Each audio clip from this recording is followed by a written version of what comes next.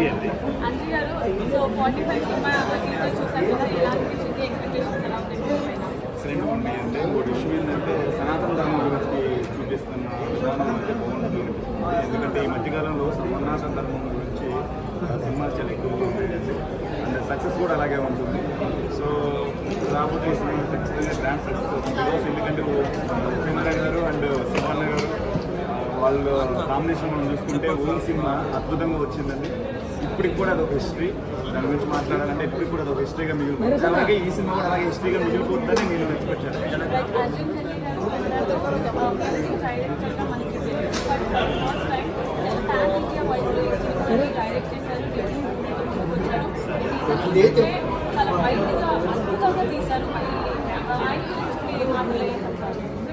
మాటలో చెప్పాలంటే చిన్న కొటేషన్ అని చెప్పొచ్చు. తెలుగులో చెప్పాలంటే కన్నడ నాకు పూర్తిగా తెలియదు.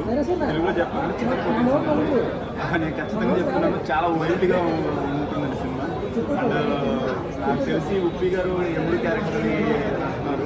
అండ్ లాస్ట్లో ఎదురు కూర్చున్న సీన్ అయితే అసలు నాకైతే చాలా ఇదిగా అనిపించింది.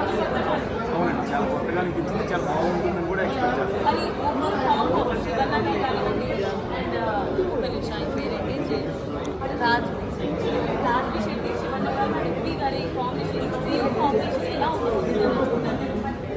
ఎలా ఉండబోతుందంటే ఎలా చెప్తానండి, ఇప్పుడు ఉగాది పచ్చళ్ళు కనుక 3 రోజులు ఎలా వస్తుంది అలా ఎక్సలెంట్గా అన్ని సక్సెస్ వచ్చినప్పుడు అన్ని కలిసి వస్తాయి. దానికి కలిసి వస్తాయి అన్నారు కదా. మేబీ ఈసారి ఇది ఒక రికార్డుగా మిగిలిపోతుందని నేను కలిసి వచ్చే అంశాలుగా చెప్పవచ్చు. అండ్ వన్ మోర్ థింగ్, ఒక మాట చెప్పాలండి.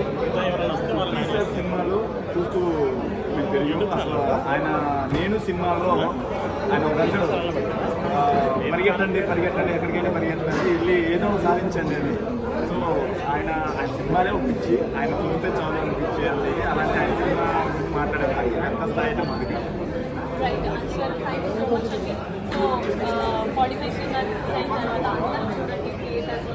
ఖచ్చితంగా అండి, ఖచ్చితంగా.